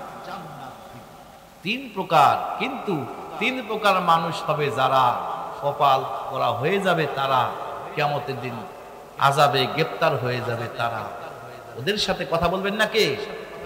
পবিত্র করবেন না কে? ফিরাও তাকাবেন না কে? ওই তিন প্রকার মানুষ কারা জানা দরকার আছে না নাই? কারা কারা জানবেন না? দুই হাত তুলে দেখান। মানে আমি যে গাড়ি চালাই, মানে আমি ওয়াশ করতেছি, আমার স্টিয়ারিং ঠিক আছে কিনা মাঝে মাঝে তো এটা টেস্ট করা দরকার, যে আমার কথাগুলো আসলে ভিতরে যাইতেছে নাকি আবেগে হুজুকে হু হা করে। কথা কোন ঠিক কিনা? আমরা তো আসলে আবেগে লাভ হয়, আছে না নাই? এখান থেকে তাকবীর দিয়ে মনে হয় ইসলাম কালকে কায়েম হয়ে যাবে, কিন্তু এখান থেকে যাওয়ার পরে স্কিল আমার জালে মারে। কথা কর, আমি কি বানাই বললাম? আল্লাহর জমিন আল্লাহর আইন চাই। চোরের বিচার কোরআন দিয়ে হোক, জেনাকারের বিচার কোরআন দিয়ে হোক, দুর্নীতিবাজের বিচার কোরআন দিয়ে হোক, কিন্তু সিলটা মারে যায় ওই দুর্নীতিবাজ। কথা কোন ঠিক কিনা? তিন প্রকার মানুষের সাথে কথা বলবেন না কে? তিন প্রকার মানুষের দিকে ফিরাও তাকাবেন না কে? তিন প্রকার মানুষকে পবিত্র করবেন না কে? বলবো তাহলে তিন প্রকার কারা? রাগ করবেন না তো? না, রাগ করবেন আবার এখন বলবো। এক নাম্বার হলো ইমামুন কওম ওয়া হুম লাহু কারিহুন। আপনার হাদিস শরীফ, এটা আল্লাহ রাসূল বললেন, তিরমিজি শরীফের 359 নম্বর হাদিস, ইমামুন কওম ওয়া হুম লাহু কারিহুন, যে নেতা জোর করে ক্ষমতায় থাকে অথচ জনগণ চায় না। এমন নেতা তো দুনিয়াতে একটাও ছিল না। দুনিয়াতে কি ছিল ইতিপূর্বে? না বলা দরকার নেই, মানে না বললে যে আমার তক্তা সেদিন ফাটাবে, কথা কয় না। এক প্রকার মানুষ যার দিকে আল্লাহ ফিরাও তাকাবে না, কথাও বলবে না, রহমতের দৃষ্টি দিয়ে তাকাবে না। এক নাম্বার হলো তারা স্বৈরাচার যারা। আমার কথা না, রাসূলের হাদিস। রাসূলের হাদিসে গোপন করলে আমার তক্তা হবে। আমি এই কথা আগেও বলছি, মামলা খাইছি, জেলে গেছি, এখন তো আরো বেশি বলবো। 17 বছর আমাদের কণ্ঠ চাপ দিয়ে ধরছিল, কথা বলতে দেয় নাই, অনুমতি দেয় নাই। সটকা ফটকাল, তারপর যত দুর্নীতিবাজ আছে তাদের কাছে পর্যন্ত যাওয়া লাগছে অনুমতির জন্য কোরআনের। কথা কোন ঠিক কিনা? এখনো কি সেই দিন আছে? আল্লাহ পাক ওই জালেমদেরকে বিদায় করে কোরআনের ময়দান আমাদের জন্য ওপেন করে দিয়েছে। আমরা খুশি না বেজার? শুকরিয়া হবে কার? আল্লাহ তোমার দরবারেতে লাখ শুকরিয়া। কথা কোন ঠিক কিনা? আমার ভাইরা ওরা মনে করেছিল ক্ষমতায় যেহেতু আছি 41-এর আগে ছাড়বো না। আল্লাহ পাক বলছে, রে হাসিনা শোন, তোর চাইতে পাওয়ারফুল ক্ষমতা আমি দিয়েছিলাম মিস্টার নমরুদকে। তুই তো সামান্য 56,000 বর্গ মাইলের ক্ষমতা তুই পেয়েছিস। তামাম পৃথিবীর রাজত্ব পাওয়ার আমি রব্বুল আলামিন মিস্টার নমরুদকে দিয়েছিলাম। ও যখন সীমা লঙ্ঘন করেছে, ওই নমরুদকে আমি আল্লাহ জুতা পিটা করে দুনিয়ার থেকে বিদায় করেছি। ফেরাউন সীমা লঙ্ঘন করেছে, পানিতে চুবাই আল্লাহ তারে মারছে। ইয়ামেনের বাদশা আব্রাহা সীমা লঙ্ঘন করেছে, আল্লাহ পাক রব্বুল আলামিন তাকে ছোট ছোট আবাবিল পাখি দিয়া দুনিয়া থেকে বিদায় করে দিয়েছে। আর ও মনে করেছে ক্ষমতা যেহেতু পাইছি 41-এর আগে আর সারাসারি নাই। আল্লাহ কয়, তোর সাথে কি আজরাইলের কন্টাক্ট হইছিল? কথা কোন? আল্লাহ কয় মাকারু আমাকার আল্লাহ ওয়াল্লাহু খায়রুল মাকিরিন। আল্লাহ তাআলা বলছেন, আমার ক্ষমতার সাথে বাটপারি করা চলবে না, গাদ্দারি করা চলবে না। সকল ক্ষমতার যিনি উৎস তিনি কে? না জনগণ? কপাল পরা কিছু আছে? সকল ক্ষমতার উৎস জনগণ। এই কথা বললে কি ইমান আছে? জোরে কোন? আল্লাহর আইনে শরীক করা। এই যে আপনার এই সর্দি, আমি ইমামতি করেছিলাম, জুম্মার দায়িত্ব নিয়েছিলাম, আমি কোরআনের একটি আয়াত রমজান মাসে ওয়াজ করেছিলাম। সেই আয়াতটা হলো মিল্লাত আবিকুম ইব্রাহিম, জাতির পিতা ইব্রাহিম আলাইহিস সালাম। তখন এই মসজিদের সভাপতি মানুষটার দাড়ি পাকা, মুরব্বী মানুষ, অপারেশন করা মানুষ, হার্ট অপারেশন হয়েছিল। ওই মানুষটা আমাকে বলল, হুজুর বঙ্গবন্ধুর কি কোনো অবদান এই দেশে নাই? আপনি কেন মিল্লাত আবিকুম ইব্রাহিম খালি ইব্রাহিমকে বললেন? তাহলে বঙ্গবন্ধু কি জাতির পিতা না? আপনি কি অস্বীকার করেন? আপনি কি এটা মানেন না? আমি বললাম ভাইজান, আপনার কাছে জাতির পিতা 10 জনও থাকতে পারে, যেহেতু আমি মুসলিম আমার কাছে জাতির পিতা একজনই। এই কথা বলার কারণে আমি হয়ে গেলাম রাষ্ট্রদ্রোহী। কি দ্রোহী? আমি বঙ্গবন্ধুকে জাতির পিতা হিসেবে মানি না, এই হিসাবে আমাকে তারা আমার বিরুদ্ধে গিয়ে আমার ইমামতি খালাস করে দিয়েছে। আমার ভাইরা, তার পরের দিনেই আল্লাহ পাকের কি শান, কুষ্টিয়া ভেড়ামারা আমার জুম্মার দায়িত্ব হয়ে গেছে। ছিলাম মেম্বার হয়ে গেছি, এবার এমপি। এখানের চাইতে ওখানের দাম কম না বেশি?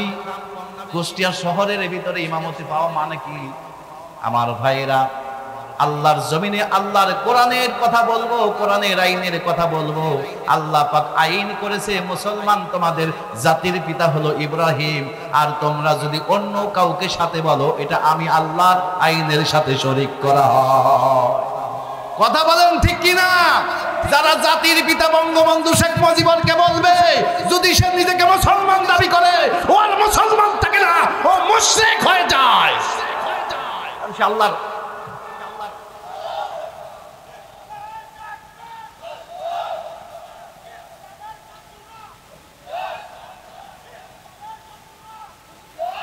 আমার ভাইরা, আমাদের জীবনের চাইতে ইমানের দাম কম না বেশি?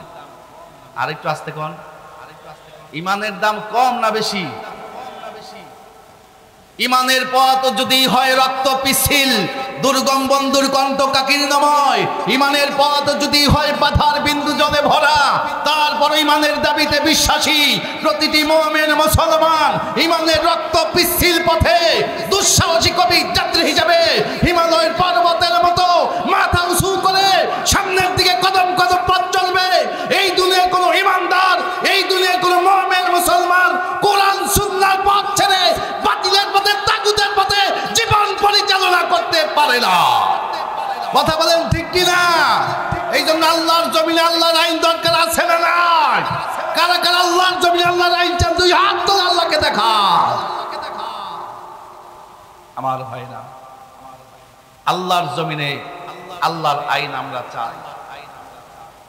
দেশ স্বাধীনের পর থেকে শুরু করে আজকে 54 বছর পর্যন্ত কত নেতা আইলো গেল, একটা নেতাও বলল না নামাজের আইনটা পাশ করা হোক, নামাজের বিল পাশ করা হোক, যাকাতের বিল পাশ করা হোক, চোর চুরি করলে হাত কেটে দেওয়া হোক, জেনাকার জেনা করলে তাকে পাতল মারা হোক।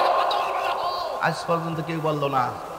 অথচ আল্লাহ বলছে কোন মুসলমানের ভিতর থেকে যদি কেউ রাষ্ট্রপ্রধান হয়, সে ক্ষমতায় যাওয়ার পরে, সংসদে ঢোকার পরেই সে সর্বপ্রথম এই 5 ওয়াক্ত নামাজ আইন পাশ করবে। আজ পর্যন্ত যত নেতা নেত্রী গেছে এগুলো কি করছে?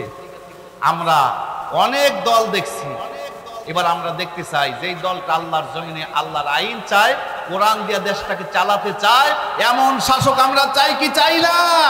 আমরা আল্লাহ পাকের কাছে বলি, আল্লাহ আপনি দুনিয়ায় তো নবী দিবেন না বলেছেন বিশ্ব নবীর পরে, কিন্তু তুমি তো বলো নাই যে ওমর দিবা না, ওমরের মতো শাসক আমাদেরকে দাও।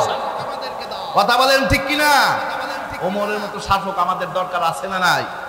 ওমরের উত্তরসূরি দরকার আছে না নাই? আমার ভাইরা, আল্লাহর জমিনে আল্লাহ পাকের আইন আমরা চাই। কথা বলেন ঠিক কিনা? আল্লাহ পাক যেন এই দেশটাকে ইসলামের জন্য কবুল করে নেয়, আল্লাহ তাআলা কবুল করে নেন। আমার ভাইরা, 3 প্রকার মানুষের সাথে কথা বলবে না কে? 1 নাম্বার হলো স্বৈরাচার। 1 নাম্বার কি স্যার? তিরমিজি শরীফ 359 নাম্বার হাদিস। আমার ভাইরা, তাইলে স্বৈরাচারের আমল যেহেতু আল্লাহ কবুল করে না, ও যেহেতু জাহান্নামে যাবেই, তাহলে ওই স্বৈরাচারের পক্ষে থাকবো না বিপক্ষে? স্বৈরাচারকে ভোট দিব না দিব না? দিব। যদি আপনি ভোট দেন, আপনি ওই দলেরই এখন। কথা কোন ঠিক কিনা? মাঝে মাঝে কল দেয়, চিন্তা করো না, কাছাকাছি আছে। কি বলে? ফট করে আই ভোট। আমি কই আয় ভোট করে, কট করে তোকে ধরে আয়না করে পাঠাবো। অনেক নিরপরাধীকে আয়না করে দিয়েছিস, আয় তারপরে আয়না করে কি দেখাবো? কথা কোন ঠিক কিনা? জোরে বলেন ঠিক কিনা? আমার ভাইরা, 3 প্রকার মানুষের সাথে আল্লাহ পাক কথা বলবে না, তাদের দিকে রহমতের দৃষ্টি দিবে না, আল্লাহ পাক তাদেরকে পবিত্র করবে না।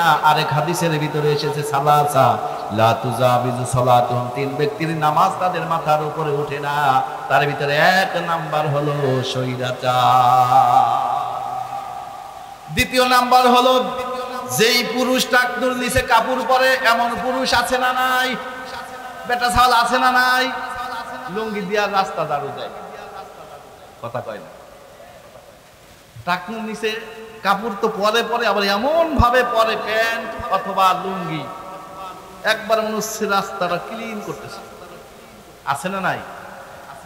রাসূল বলেছে যেই পুরুষ টাকনুর নিচে কাপড় পরবে তো জাহান্নামে যাবে, কোনো সন্দেহ। মেডিকেল সায়েন্স এই হাদিসকে গবেষণা করে দেখেছে রাসূল আজ থেকে প্রায় ১,৫০০ বছর পূর্বে এই কথা কেন বলেছেন যে টাকনুর নিচে কাপড় পরা যাবে না, কি আছে এর ভিতরে। মেডিকেল থিওরি, মেডিকেল সায়েন্স গবেষণা করে দেখেছে পুরুষের টাকনুর, ওই যে জায়গাটা, এখান থেকে হরমোন জন্ম হয়, হরমোন তৈরি হয়, সেখানে ব্যাপক পরিমাণ আলো বাতাসের প্রয়োজন হয়।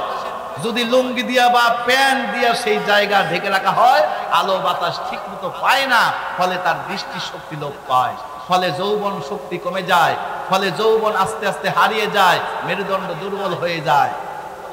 আমার ভাইরা, রাসূলের প্রত্যেকটা হাদিস আমাদের জন্য কল্যাণ। এই জন্য ২ নাম্বার ব্যক্তি যারা হবে তারা হলো টাকনুর নিচে কাপড় পরে। ওদের সাথে আল্লাহ কথা বলবে না, ওদেরকে আল্লাহ পবিত্র করবে না, আল্লাহ তাদের দিকে রহমতের দৃষ্টিও দিবে না। তাইলে ভাই, সিদ্ধান্ত কি আমরা নিতে পারি যে টাকনুর নিচে আর কাপড় পরবো না? কারা কারা টাকনুর নিচে কাপড় পরবেন তারা হাত তোলে। তাহলে টাকনুর উপরে কাপড় পরার দরকার আছে না নাই? টাকনুর উপরে কাপড় পরার দরকার আছে না নাই? ৩ নাম্বার, পিতামাতার নাফরমান। পিতামাতার আছে না নাই? মাকে কষ্ট দেয়, বাবাকে কষ্ট দেয়, এমনকি বউর কথা মতো ভিন্ন করাই দেয়, খোঁজ খবর নেয় না, খরচও দেয় না, এমন ঠাডা পড়া আছে না নাই? এমন কপাল পড়া আছে না নাই? আমি বলি ওই যুবকদেরকে, তার বউয়ের এমন পাগল হয়েছে ৩ কথার সাথে, ভাইয়া আব্বা আম্মারে ভিন্ন করাই দিলা, খোঁজ খবর নেয় না, খবরও দাও নেন না, তা খেলো কি খেলো না তাও চিন্তাও করলা না, খরচও দাও না। আমি বলি যুবক ভাই, বউ হারালে বউ পাবে প্রতি ঘরে ঘরে, মা হারালে মা পাবে না হাজার সাধন করে। তাই বউয়ের কথায় করো না হয় মাকে অপমান, তোমার গায়ে রক্ত মাংস তা মায়েরই অবদান। আল্লাহ পাক আপনার উপরে খুশি কিনা এটা আপনি জানতে চান? আচ্ছা, আল্লাহ পাক আপনার উপরে খুশি কিনা, আপনার প্রতি সন্তুষ্ট কিনা, এইটা কারা কারা জানতে চান তারা হাত তোলেন তো দেখি। মাশাআল্লাহ, আপনারা জানতে চান তো আল্লাহ খুশি আছে কিনা আপনার প্রতি? রাসূল বলছেন তোমার প্রতি আল্লাহ পাক খুশি আছে কিনা এটা জানার একেবারে সহজ পদ্ধতি আব্বা আম্মা। মারহাবা কর, তোমার আব্বা আম্মার কাছে যাও, যাওয়ার পরে তুমি দেখো তোমার আব্বা আম্মা তোমার প্রতি রাজি কিনা, খুশি কিনা, সন্তুষ্ট কিনা। যদি রাজি খুশি থাকে তুমি জেনে রাখো আল্লাহ তোমার প্রতি খুশি আছে। রিদার রব্বি ফি রিদাল ওয়ালিদাইন, আব্বা আম্মা যদি তোমার প্রতি সন্তুষ্ট থাকে, খুশি থাকে, তোমার আমল নামা যদি অল্প হয়, তাও আল্লাহ পাক তোমার প্রতি রাজি আছে, খুশি আছে। জোরে কোন মারহাবা। আব্বা আম্মাকে তুমি যদি বউয়ের কথা মতো ভিন্ন করে দাও, কষ্ট দাও, খোঁজ খবরও নেও না, আবার খরচও দাও না, তোমার আব্বা তোমার প্রতি নারাজ, তোমার মা তোমার প্রতি নারাজ। তুমি যত বড় নামাজি, তুমি যত বড় হাজি, যত বড় পরহেজগারি হও না কেন, ওয়াসাকাতু রাব্বি ফি সাকাতিল ওয়ালিদাইন, আল্লাহ পাক তোমার প্রতি নারাজ থাকে, কারণ তোমার আব্বা আম্মা তোমার প্রতি নারাজ। ওই আব্বা আম্মার খোঁজ খবর নেওয়ার দরকার আছে না নাই? রাসূল বলেছে যদি কবরও থাকে সন্তান, তাও তুমি খোঁজ খবর নাও। ওই যে থুই আইছে আর খবর নাই, আছে না নাই? আজকে অনেক কপাল পোড়া আছে, বিভিন্ন দরবারে দৌড়ায় সম্পদশালী হওয়ার জন্য গরু ছাগল লইয়া। তার জ্বলন্ত প্রমাণ আটরশি আছে না নাই? কথা কয় না। রাসূল বলেছেন মান বারু ওয়ালিদাইহি তুবা লাহু যাদাল্লাহু আযজা ওয়া জাল্লা ফি উমরিহি। রে দুনিয়ার সন্তান, যদি তুমি সম্পদশালী হইতে চাও, ওয়াজ করতেছেন কে? বিশ্বনবী। আরে আলী আকবর নাটোরি না, এটা ওয়াজকার নবীজির ওয়াজ। এটা নবী আমার বলেন মান বারু ওয়ালিদাইহি, তুবা লাহু জাদাল্লাহু আজ্জা ওয়া জাল্লা ফি উমরিহি। রে দুনিয়ার সন্তান, যদি তুমি সম্পদশালী হইতে চাও, যদি তুমি দামি হইতে চাও, যদি আয়ুকাল বাড়াই নিতে চাও, কোন পীর বাবার দরবারে না, সরাসরি মা বাবার দরবারে দৌড়া। নবী আমার মেরাজে গেলেন, জোরে বলেন কোথায়? মা বাবার কেমন দাম বলবো? মুসনাদে আহমদের ভিতরে এসেছে, নবীজি মিরাজ রাত্রিতে জান্নাত পরিদর্শন করতেছিলেন। এমন সময় জান্নাতের একটা রুমের ভিতরে একটা যুবককে সুললিত কণ্ঠে কি সুন্দর করে কোরআন তেলাওয়াতরত দেখতে পেয়ে নবীজির কলিজা ঠান্ডা হয়ে গেছে। নবীজি কিরাত তেলাওয়াত শুনে সফর সঙ্গী জিবরাইল আমিনকে বললেন, ইয়া আখি জিবরাইল মান হাউলাই, ও ভাই জিবরাইল, যুবকটাকে কি সুন্দর করে জান্নাতের রুমের ভিতরে, জান্নাতের কামরার ভিতরে তিলাওয়াত করতেছে কোরআনুল কারীম। তার তিলাওয়াত শুনে আমি নবীর কলিজা যেন ঠান্ডা হয়ে গেল। আমার তো বড় আনন্দ লাগতেছে, ভালো লাগতেছে। ও জিবরাইল, যদি সে ঈসা নবীর উম্মত হতো তাহলে ইনজিল কিতাব তেলাওয়াত করত, যদি সে মুসা নবীর উম্মত হতো তাওরাত কিতাব তেলাওয়াত করত, যদি সে দাউদ আলাইহিস সালামের উম্মত হতো জাবুর কিতাব তেলাওয়াত করত, কিন্তু তেলাওয়াত করতেছে কোরআনুল কারীম। আমার কাছে মনে হয়, ও ভাই জিবরাইল, এটা আমার পরিচিত কেউ হবে। হযরত জিবরাইল আমিন বলেন, ইয়া রাসূলুল্লাহ, ইয়া হাবিবাল্লাহ, আপনার আইডিয়া ঠিক। ইনি আর কেহ না, ইনি আপনার সাহাবী হযরত নুমান ইবনে হারেসা। নবীজি মিরাজ থেকে আসার পরে নুমান ইবনে হারেসাকে তলব করলেন, জিজ্ঞাসা করলেন, রে নুমান ইবনে হারেসা, এমন কি আমল তুমি গোপনে গোপনে করো? জান্নাত পরিদর্শন করার কালে মেরাজের রাত্রিতে জান্নাতের রুমের ভিতরে আমি দেখতে পেয়েছি তুমি কোরআন তিলাওয়াত করতেছো। এমন কি আমল করো তুমি গোপনে গোপনে? এত বড় শান, এত বড় মান, এত বড় সম্মান কেমন করে তুমি পেলে? আমি নবী তোমার আমলের খবর জানতে চাই। হযরত নুমান ইবনে হারেসা দুই চোখের পানি ছেড়ে দিয়ে বললেন, ইয়া রাসূলুল্লাহ, ইয়া হাবিবাল্লাহ, ওগো আল্লাহর নবী, তেমন কোন আমল আমার নাই। নামাজ কালামের পাশাপাশি বাড়ির ভিতরে একটা কাজ আমি করে যাই। নবীজি বললেন, কি কাজ করো আমি শুনতে চাই। হযরত নুমান ইবনে হারেসা বললেন, হুজুর, যেই কাজটা আমি ঘরের ভিতরে বাড়ির ভিতরে করি তা হলো, আমার ঘরের ভিতরে বৃদ্ধা মা হাঁটতে পারে না, চলতে পারে না, এমনকি পায়খানা প্রস্রাব পর্যন্ত বিছানায় করে। আমি সন্তান এইগুলো পরিষ্কার পরিচ্ছন্ন করি, বাজার থেকে হাট বাজার করি, নিজের হাতে রান্না করে মায়ের মুখে লোকমা তুলে দেই। ঘরের ভিতরে আমি আমার মায়ের ইহসান করি, অর্থাৎ খেদমত করি। এছাড়া অন্য কোনো আমল আমার জানা নাই। রাসূল ডাক দিয়ে বললেন, রে নুমান ইবনে হারেসা, তুমি সঠিক কথা বলেছো। মায়ের খেদমত করার কারণে আল্লাহ পাক তোমার সম্মান আকাশচুম্বী করে দিয়েছে। রহিসুল মুফাসসিরিন হযরত ইবনে আব্বাস রাদিয়াল্লাহু তাআলা আনহুমা বলেন, আল্লাহ পাকের কোরআন শুরু থেকে শেষ পর্যন্ত আমি গবেষণা করেছি, পড়াশোনা করেছি। আল্লাহ পাকের নৈকট্য অর্জন করার জন্য যত বড় বড় নেক আমল পেয়েছি, এক নাম্বার পেয়েছি মা বাবা। হযরত ইবনে ওমর বলেন, রে আল্লাহর বান্দা, আতাফুরা কুন্নার, ও আল্লাহর বান্দা, জাহান্নামের আগুন থেকে কি তুমি বাঁচতে চাও? ওয়া তুহিব্বু আন তাদখুলাল জান্নাহ, তুমি কি জান্নাতে যাওয়াকে পছন্দ করো? আল্লাহর বান্দা বললেন, ওগো নবীর সাহাবী, আমি জাহান্নামের আগুন থেকে বাঁচতে চাই, আমি জান্নাতে যাওয়াকে পছন্দ করি। রাসূল বললেন, হযরত ইবনে ওমর বললেন, ওয়ালা ফাওয়াল্লাহি, আল্লাহর কসম দিয়া তাহলে তোমাকে আমি একটা আমলের সন্ধান দিচ্ছি। সুবহানাল্লাহ। ওয়ালা ফাওয়াল্লাহি লাউ আলামতা লাহাল কালাম, যদি তুমি নিরাপদে জান্নাতে যেতে চাও, জান্নাতে যাওয়াকে পছন্দ করো, জাহান্নামের আগুন থেকে যদি তুমি নিষ্কৃতি চাও, বাঁচতে চাও, ওয়ালা ফাওয়াল্লাহি লাওয়ালান তালাহাল কালাম, আল্লাহর কসম দিয়া বলছি শোনো, সব সময় আব্বা আম্মার সামনে ভদ্র ভাষায় কথা বলো, নরম ভাষায় কথা বলো। আমার ভাইয়েরা, একজন সাহাবী এসে বললেন, ইয়া রাসূলুল্লাহ, ইয়া হাবিবাল্লাহ, ওগো আল্লাহর নবী, ইন্নী উরিদুল জিহাদু ফি সাবিলিল্লাহ, ওগো আল্লাহর নবী, আমার দিকে তাকায়া দেখেন, আমি জিহাদের পোশাক পরে এসেছি, জিহাদের ময়দানে যেতে চাই, আপনার অনুমতিটা এখন আমার দরকার। কত ভাইকে দেখি জিহাদের ময়দানে যায়, জিহাদ করে করে বাতিলের বিরুদ্ধে লড়তে গিয়ে, আল্লাহর জমিনে আল্লাহর আইন প্রতিষ্ঠিত করতে গিয়ে, বাতিলের মোকাবেলা করতে গিয়ে জমিন থেকে বিদায় হয়ে শহীদ হয়ে জান্নাতে চলে যাচ্ছে। আবার অনেকে গাজী হয়ে ফিরে আসতেছে জিহাদের সওয়াব নিয়ে। ওগো আল্লাহর নবী, আমারও তো মনে চায় আমি জিহাদ করি, জিহাদের সওয়াব অর্জন করি, তাই আমাকে অনুমতি দেন, জিহাদে যেতে চাই, জিহাদের সওয়াব অর্জন করতে চাই, জান্নাতে যেতে চাই।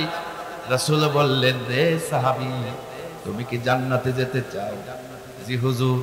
তুমি কি জাহান্নামের আগুন থেকে বাঁচতে চাও? জি হুজুর। তুমি কি জিহাদের সওয়াব অর্জন করতে চাও? সাহাবী বললেন, জি হুজুর।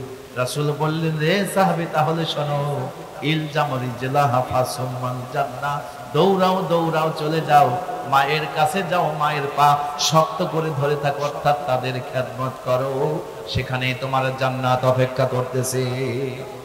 জিহাদের সওয়াব যদি অর্জন করতে চাও, মা বাবার কাছে চলে যাও, তাদের খেদমত করো। সুবহানাল্লাহ। রাসূল বললেন, রাগিমা আনফু রাজুলিন, ওই মানুষটার নাক ধুলায় মলিন হোক, ওই মানুষের মতো কপাল পোড়া মানুষ আসমানের নিচে জমিনের উপরে আর কেউ নাই। সাহাবারা বললেন, হুজুর জানতে চাই, কে সেই কপাল পোড়া, কাকে আপনি লানত করলেন? আল্লাহর রাসূল বললেন, রে সাহাবীরা শোনো, যেই ব্যক্তিকে আমি লানত করলাম, অভিসম্পাত করলাম, ধ্বংস হওয়ার কথা বললাম, ওই ব্যক্তি হলো সে যেই সন্তান দুনিয়াতে মা বাবা দুইজন অথবা দুইজনের একজনকে পেয়েছে, তাদের বার্ধক্যে ওই মা বাবাকে পাওয়ার পরে যেই সন্তান তাদের খেদমত করে জান্নাত কামাই করতে পারলো না, সুম্মা লাম ইয়াদখুলিল জান্নাহ, জান্নাত অর্জন করতে পারলো না, ওই সন্তানের মতো কপাল পোড়া সন্তান আসমানের নিচে জমিনের উপরে আর একজন না।